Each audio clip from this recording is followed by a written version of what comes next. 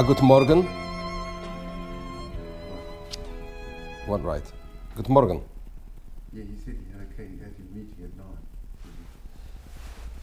Today is the 18th of Iyar, Chai Iyar, Lag BaOmer Tovshin Pei Beis. The greatest day, one of the greatest days in the Jewish calendar. And we are in Teres Menachem Sefer HaMamorim Tovshin Yud Daled in the Mamar Zeh Hayom Tchilas Ma'asecha. We are on page Hey. And we are probably someplace around the middle of the page. The line starts Bihishavus, almost smack in the middle, probably a little closer to the top, at the full stop. Masha Enki in Sfiras HaMalchus. You got it?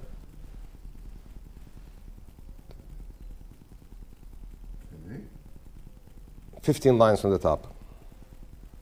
There's actually 2 lines that start. Yeah, actually a little lower down. Yeah, we'll start from there. But before we go on, I mentioned a number of times that have been quoted earlier in the Maimer, the Pasuk Vahibi Shurun Melech bis Asef Roshi Am Yachad Shifti Yisrael, that Yeshurun is another name by which Yisrael is called. And I mentioned that there are 3 general names with which Yidden are called: Yaakov, Yisrael, and Yeshurun. And I told you that I would elaborate on the difference between the 3. So let's do that, if that's okay. So these psukim are from the parsha of V'zos HaBracha, where Moshe Rabbeinu says, Torah tziva lanu Moshe me'rosha kehilas Yaakov. So he refers to Yidden as Yaakov. He then goes on and says, Vahibi Shurun Melech bisasef Roshi Am, referring to Yidden as Yeshurun. And then he says, Yachad Shiftei Yisrael. So there's 3 names here. Not going to go into why the order is like that, but these are 3 names of Yidden that Yidden are referred to, by which Yidden are referred to. And in ascending order, it's Yaakov. Yaakov represents the lowest level, Yisrael the next level up, and Yeshurun the very highest level. What are these 3 levels? So first, the Rebbe also mentions the fact that in Torah we find that Torah is called Yerusha, an inheritance, as I just quoted the pasuk, Torah tziva lanu Moshe me'rosha. We then find, it says in Pirkei Avos, in the Ethics of Our Fathers, Haskein atzmecha lilmei Torah, prepare yourself to learn Torah, she'eino Yerusha lach, because it's not an inheritance for you. That seems to contradict the pasuk we just quoted. And then we also know that Torah is called matana, a gift. So which one is it? So the Rebbe says it depends which level of Yid you're talking about. So far as Yaakov is concerned, the level of Yaakov, Torah is a Yerusha. Torah tziva lanu Moshe me'rosha kehilas Yaakov. When we talk about Yisrael, it is not a Yerusha.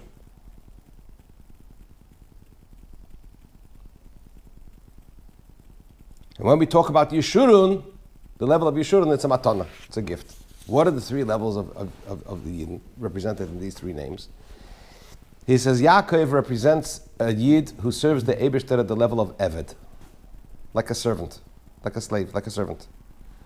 The servant is very committed to the master, but it's a very, very low level connection, so to speak. We find a pasuk. It says in the pasuk in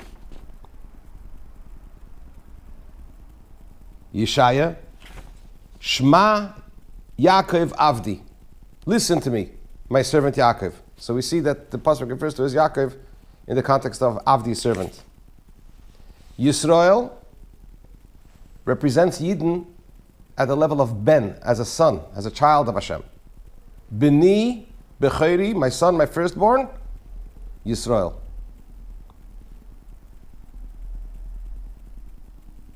Yeshurun is even higher than Yisrael. How does that correspond to names of Hashem? In other words, which level of godliness are we referring to in terms of the connection between the neshama of the Yid and godliness, as they are represented in these different names. Yaakov is the level of godliness, is connected to the level of godliness of Elikim, Shem Elikim. Hashem's name Elikim, which is constriction, right? Which is concealment. Which means to say, this is the service of the neshama of a Yid in the body to be misaken, to fix the Helem Vehester, to fix the concealment. In other words, challenge. In other words, battling with Klippa, etc., in order to fix the concealment of godliness that is present in the world. What's Yisrael? When did Yaakov Avinu get the name Yisrael? When did Jacob get the name Yisrael? When he battled with Esav's angel and he prevailed, and he gave him a name Yisrael. He said, because Kisarisa im Elikim, you have surpassed, overpowered. You've become greater than Elikim, so to speak. In other words, you're beyond Elikim now. So what is that? The Avodah is serving Hashem at the level of Yud Kei Vav Kei. Revealed godliness. There is no Helem Vehester. It's basically attaining greater levels and higher levels of godliness and of Kedusha itself. What's Yeshurun? But still it is, Yisrael still represents Yud Kei Vav Kei, but as Yud Kei Vav Kei is still associated with Elikim. Ki sarisa im Elikim. Your greatness is that you have surpassed Elikim.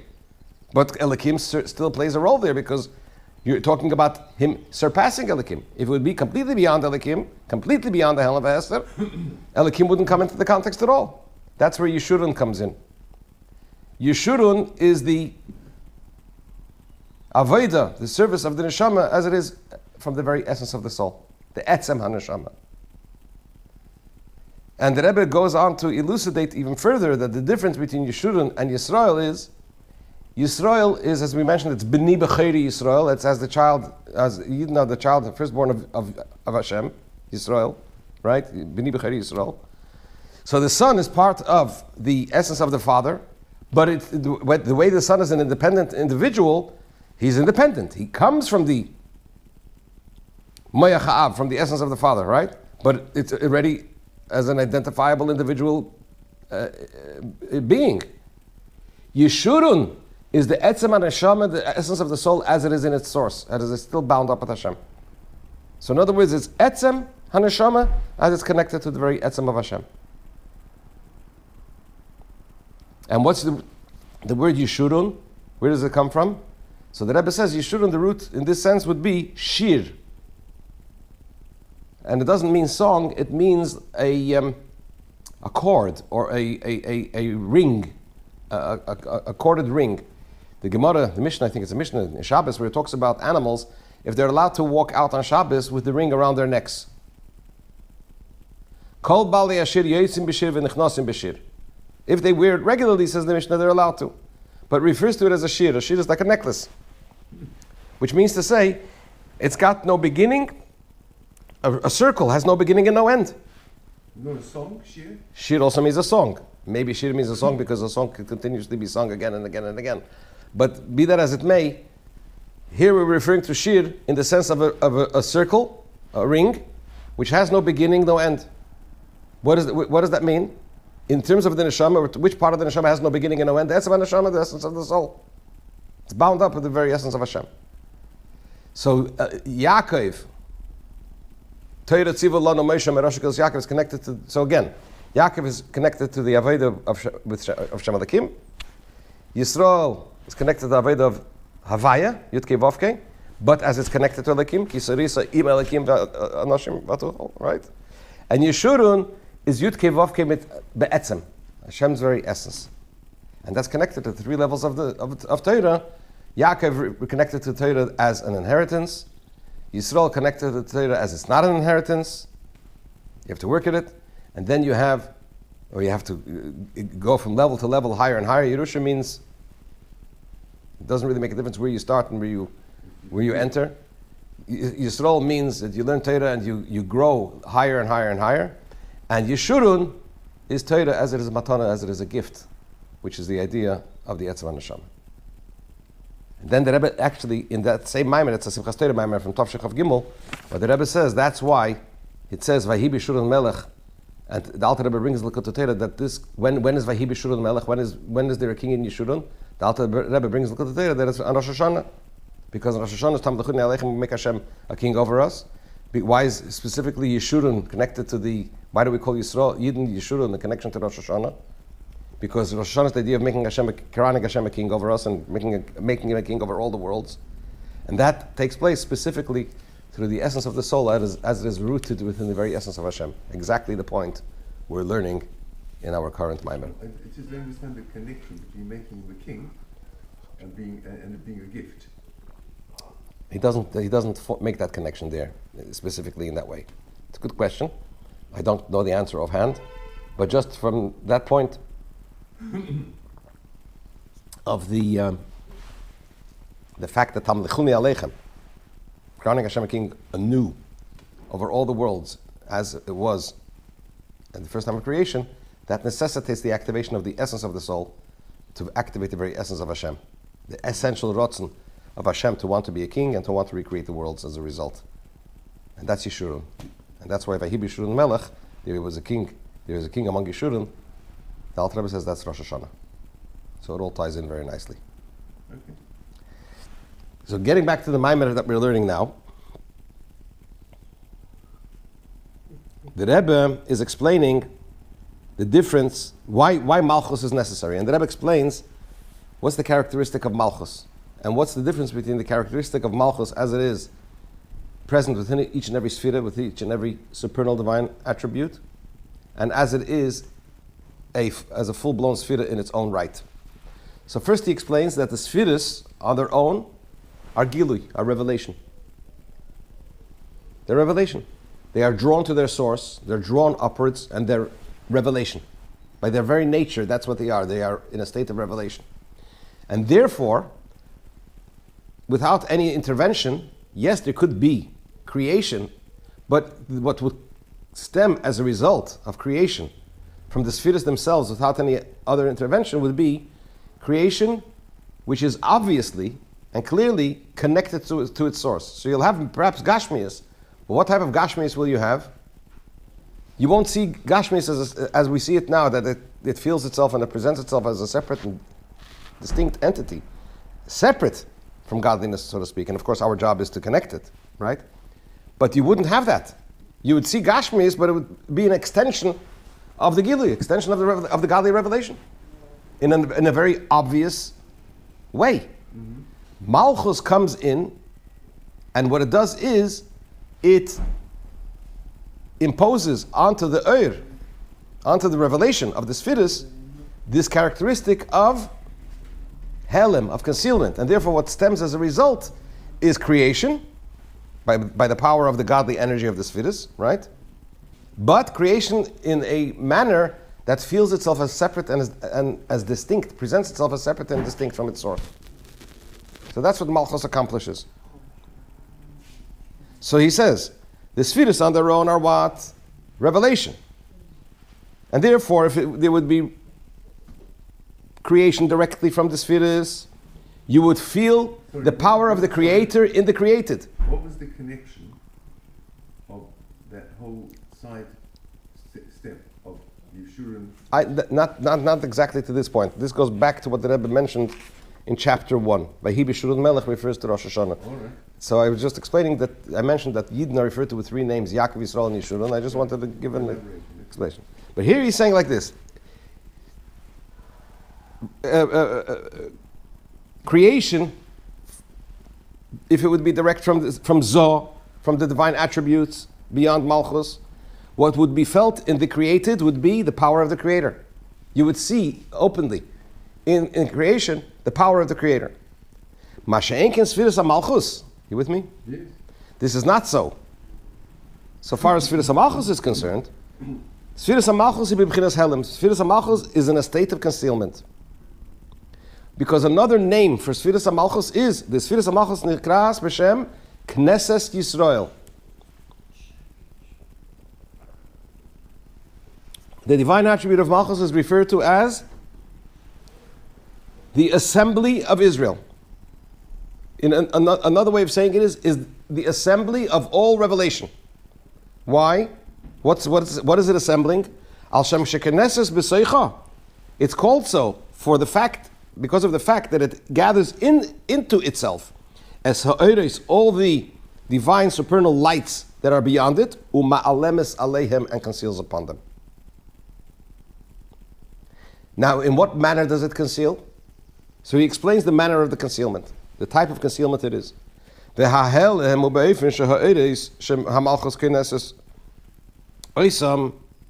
The concealment is in such a manner that the divine lights and energies that Malchus gathers into itself, it's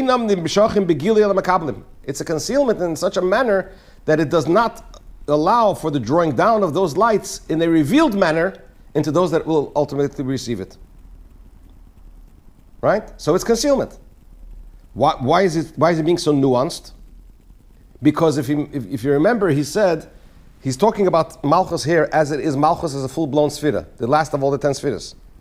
He also mentioned earlier that in every sphera itself you have the Malchus element, which would be the Keli. Is there a difference between Malchus as it is in every sphera, individual sphera, and Malchus as it is a full-blown sphera in its own right, a full parts of a sphera in its own right, at the end of all the 10 spheres? He says yes. What is the difference? This is the difference between the concealment of Malchus as a full sphere, where it gathers all the preceding spheres, the lights of the preceding spheres, and then transmits them onwards, to the concealment of Kelim, which means the Malchus aspect of each individual sphere. What is the difference? For although the Kelim, the vessels of each individual sphere, also conceal, right? And in that sense, they are the Malchus aspect of the Keli, of each individual sphere. Nonetheless, which aspect of the divine light and energy does the Keli, the Malchus element of the sphere, conceal in each individual sphere? Only that divine light and energy as it is on its own. In other words, this is a concept that we learned in Chassidus very, very long time ago, that in each in each energy, you have two aspects. You have the energy, the divine light and energy, as it is within itself, and then you have the divine light and energy, the part of it, so to speak, it's not really a part, that portrays itself to the other. Right? You have the as it is Misad Atzmai, the in its own right. Then you have the aspect of the that gets transmitted onto the other. Obviously, the former is much more powerful and a lot less prone to be revealed onto a lower level. Right? But in order to take this very powerful and to make it transmittable onto the next level so that the chain order of creation can continue, it needs to be regulated. So you need to sort of say to the okay, the part of you that is so powerful, that is in and within yourself, that stays. That doesn't go down there. I have to now figure out how to hive off, so to speak, or to capture the aspect of you that is transmittable onto the other, and contain that, and then transmit it on. That's the function of the Keli. In each sphere, that's the function of the Keli. It sort of separates, if you will, or it dissects, it discerns between the aspect of the as it is for itself, which is not transmittable, or too powerful in the usual way to be transmitted on. Otherwise, you just take the same sphere and transmit it onwards. You'd not be accomplishing anything. You want something to happen, which is different, or maybe even lower, right? And that is the aspect of the that allows itself to be transmitted onto the other. Take for a simple example. You have light. Light is pure, colorless. If you look at it through a green lens, it'll appear green. You look through it through a red lens, it'll appear red.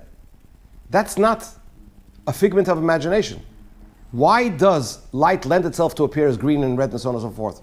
Because light has in itself, talk about physical light, because it has an aspect in itself which allows it to be portrayed onto the other, right? So in the spiritual sense, we're talking about spheres. Similarly, there's an aspect in the which it allows itself, which by its nature is projected And it's that aspect of the Eir that the Kli captures. It conceals on all the rest, but it captures that, transmits it onto the other. So that's the that's what the Keli does. That's the function of the Keli in each sphere. So he says, even though Kelim also conceal, the concealment of the Keli on the light, on the energy, and the light of the sphere is only on the divine energy of the sphere as it is in and within itself. That part which is not transmittable onto the other. But usually it's so powerful that it doesn't allow for any transmission. Anything else is sort of lost in all of that power. So the Keli has the ability to dissect it and to regulate it and then to transmit on the aspect that is transmittable. But the Eir that does eventually clothe itself in the Keli, Harehu Begili, that is fully revealed. And that is what is transmitted on to the next one. So that's the Keli aspect, the Malchus aspect in each individual sphere. When we talk, that's not the case. When we talk about the concealment of the full sphere of Malchus itself at the end of all the last of all the 10 spheres, in what manner does it conceal? The concealment of Malchus is not only on the divine lights as they are in and within themselves that we just described. More so, it also conceals those aspects of the light that it actually ingathers in it. In the Keli, in the Malchus aspect of each individual sphere, the aspect, so what does it do?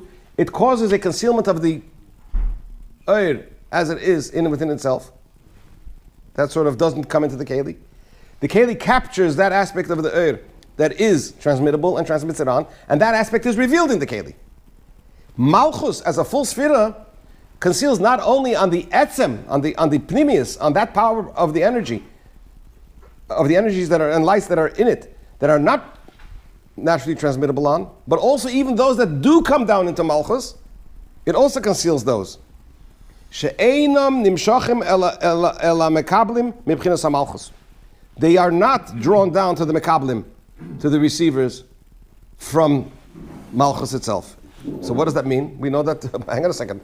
So how do we end up with lower levels then? Then everything should stop. If it conceals, it blocks it. That's it. So the Rebbe fleshes that out. So if we go down through what we're doing now, Sfirat Omer, what we're saying is when Gevura appears, Gevura was in Chesed. But it's just that the Keli allows Gevura to appear, but there's still Chesed in the Gevura because it's... Of course, but which aspect of Chesed? The aspect of Chesed which is transmittable onwards. That's correct. The whole fullness of Chesed, as it is a Sfira and as it is in and within itself, that remains in Chesed. Don't get me wrong, there are, and that's why you have certain times, for example, when you do have the revelation of the full-blown thing in the lower levels. That's a tremendous, tremendous event. Or when there's an aliyah, for example, an ascent, right? But in the normal course of things, this is the state of play. That's why we have concealment. That's why we have existence as we know it. It's very interesting in terms of the relationship of, say, a parent to someone who may be, for example, an addict. There's a thing called codependence. I know what codependence is, yes. Right, so it's in everything in life. So the question is, say for argument's sake, you were to absolutely cut off. Is that eliminating chesed completely, or is in that act? You see, it's transferring it into practical reality. Sure. Should there always be an element of chesed in whatever you do? Is there a limit to where you cut off, or is that then pure gevura? Is that such? Can it exist? Well, can pure gevura exist? Pure gevura could exist. I would say. Without chesed. Yeah, well, if you say all gevura comes from in the starkest reality, I would say pure gevura is evil. There are evil people that just commit, they perpetrate the only point about acts of people develop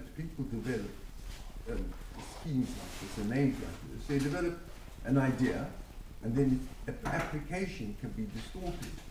That's also true. In other words, should there always be, codependence could be, I mean, I know someone, for example, who refused to see or have infant with a child for 2 years.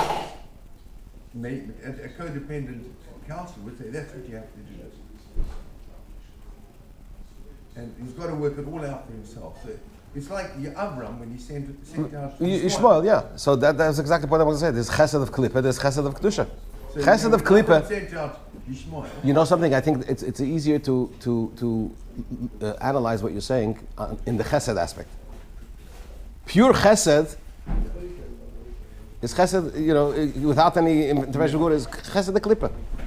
Yeah. What was Ishmael? What's Ishmael? Ishmael is chesed the klipa. Give. Without discernment. Avram, bench, recognize that there's a God. If not, I'm going to make you pay.